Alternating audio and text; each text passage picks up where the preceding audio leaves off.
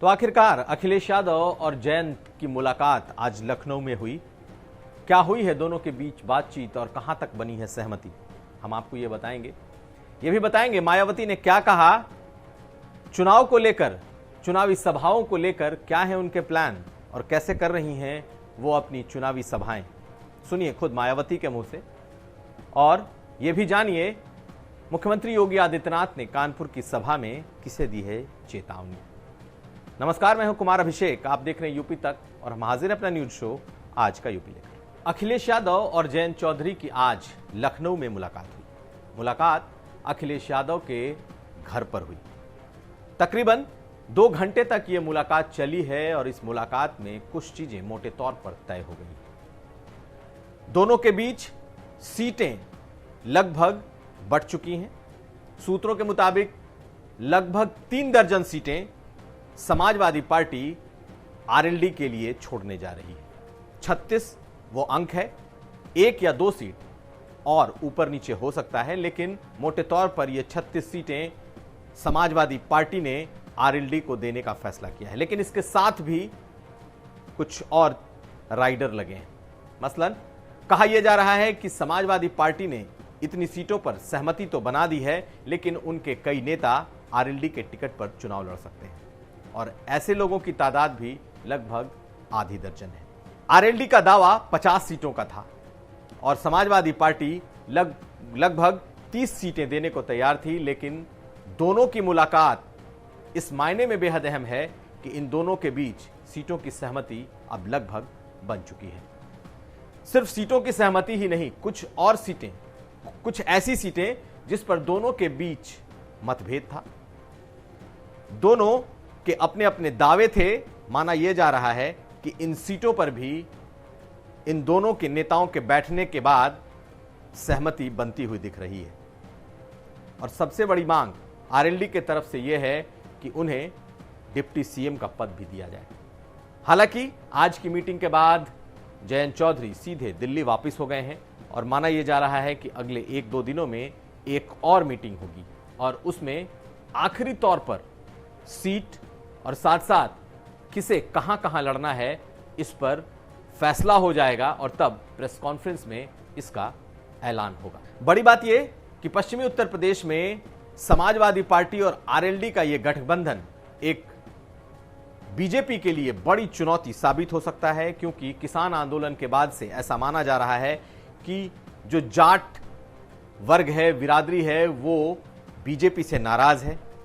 जाट और मुस्लिम कॉम्बिनेशन जो सबसे पहले इस इलाके में जीत का फॉर्मूला हुआ करता था, इस बार सपा और आरएलडी दोनों को लग रहा है कि यह फॉर्मूला वहां दोहराया जा सकता है। ऐसी स्थिति में इन दोनों नेताओं ने मिलकर एक संदेश तो दे दिया है, लेकिन आखिरी फैसले की उम्मीद अब सबको है कि कितनी जल्दी इस पर आखिरी मुहर लगती है। दरअसल इन दोनों की मुलाकात जब हुई, मीडिया में खबरें आई, उसके तुरंत बाद जयंत चौधरी ने एक ट्वीट किया और जयंत चौधरी ने इन दोनों नेताओं के साथ, जयंत चौधरी और अखिलेश की दोनों नेताओं के साथ किए ट्वीट पर उन्होंने सिर्फ 2 शब्द लिखे, बढ़ते कदम। यानी कि दोनों के बीच बातचीत बढ़ रही है और अखिलेश यादव ने भी ऐसा ही ट्वीट किया। लगभग एक जगह की ही दोनों ने तस्वीरें ट्वीट की और दोनों इस बात को लेकर पॉजिटिव दिखाई दिए कि अब दोनों का गठबंधन तय हो गया है। सूत्रों के मुताबिक यह गठबंधन 3 दर्जन सीटों पर है और अब देखना यह है कि ऐलान के बाद क्या जो फंसी हुई सीटें थीं, यानी जिस पर दोनों के बीच कहीं ना कहीं एक जिच बनी हुई थी, ऐसी सीटों पर क्या फैसला होता है। क्या आरएलडी के टिकट पर समाजवादी पार्टी का कोई लड़ता है या समाजवादी पार्टी के टिकट पर आरएलडी का कोई लड़ता है। कुछ ना कुछ फॉर्मूला इन दोनों के बीच तय होता दिखाई दे रहा है। अब चलते हैं अगली खबर की तरफ। मायावती आज एक बार फिर प्रेस से मुखातिब थी। आज पार्टी दफ्तर में उन्होंने एससी एसटी की तमाम 86 सीटों के अध्यक्षों को बुलाया था और उन्हें अपने अपने सीट के जीत का मंत्र दे रही थी। प्रेस से जब वो मुखातिब हुई तो उनसे यह पूछ लिया गया कि आखिर वो कब निकलेंगी चुनाव प्रचार करने।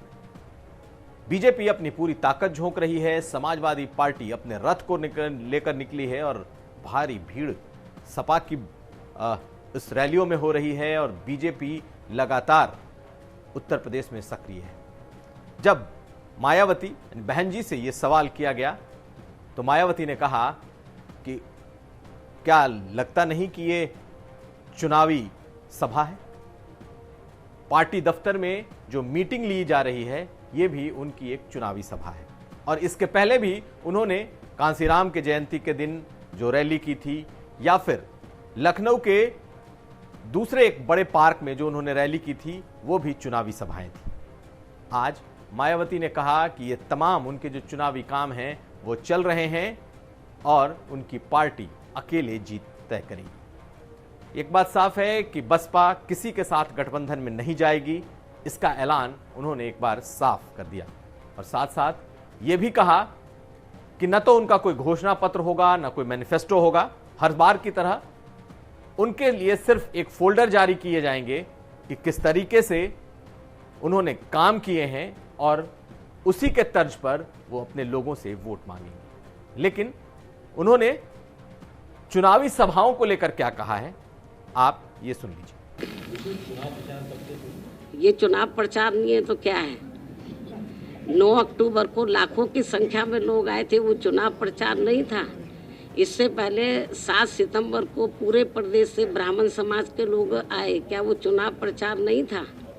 आज योगी आदित्यनाथ और बीजेपी के राष्ट्रीय अध्यक्ष जेपी नड्डा कानपुर में थे। कानपुर में कई कार्यक्रम आज ऐसे थे जिसमें उन्होंने शिरकत की। बूथ अध्यक्षों के जो उनके सम्मेलन थे, कानपुर देहात से लेकर बुंदेलखंड तक के सारे लोग उसमें बुलाए गए थे। इसके अलावा आपने कई जिलों के दफ्तरों का भी इन दोनों नेताओं ने शुभारंभ किया। जेपी नड्डा ने पार्टी दफ्तर की शुरुआत की इस इलाके की। लेकिन आज योगी आदित्यनाथ ने मंच से बोलते हुए साफ साफ कई चेतावनी दे दी। योगी आदित्यनाथ ने कहा कि जो लोग सीएए के नाम पर माहौल खराब करने की कोशिश कर रहे हैं उनसे सख्ती से निपटा जाएगा। योगी आदित्यनाथ का यह बयान सुनिए, उसके बाद हम आपको दिखाएंगे कि ओवैसी का वो कौन सा बयान था जिसके जवाब में मुख्यमंत्री ने यह बात कही। आज यहां पर मैं चेतावनी दूंगा उस व्यक्ति को जो यहां पर सिटीजनशिप अमेंडमेंट एक्ट के नाम पर फिर से भावनाओं को भड़काने का कार्य कर रहा है। और भाइयों बहनों, मैं इस अवसर पर चाचा जान और अब्बा जान के नैया से कहूंगा कि वे सावधान होकर के सुन लें। अगर प्रदेश की भावनाओं को भड़का करके माहौल खराब करोगे तो फिर सख्ती के साथ सरकार निपटना भी जानती है। असदुद्दीन ओवैसी का वो बयान सुनिए जो उन्होंने बाराबंकी में दिया था और ये कहा था कि जिस तरीके से तीनों कृषि कानून वापस किए गए हैं वैसे ही सीएए एनआरसी का कानून भी वापस होना चाहिए और अगर ऐसा नहीं होगा तो वो यहां भी शाहीन बाग बना देंगे। क्या कह रहे थे असदुद्दीन ओवैसी, उनकी ये बात सुनिए। हम मुतालबा करते हैं कि सीएए कानून को भी वापस लिया जाए। हमसे मीडिया वाले पूछ रहे हैं कि अगर नहीं करे तो क्या करेंगे? अगर एनपीआर और एनआरसी का कानून बनाएंगे तो हम दोबारा रोड पे निकलेंगे, यहीं पर भी शाहीन बाग बनेगा इंशाअल्लाह ताला। याद रखना, हम खुद आएंगे यहां पर। हम मुतालबा करते हैं कि सीएए का कानून वापस लिया जाए। मुख्यमंत्री योगी आदित्यनाथ ने अपने भाषण में अब्बाजान और चचाजान का जिक्र किया और सीधे सीधे ओवैसी को अखिलेश यादव का साथी बताया। तो यह था आज का यूपी। हम फिर हाजिर होंगे, तब तक आप देखते रहिए यूपी तक।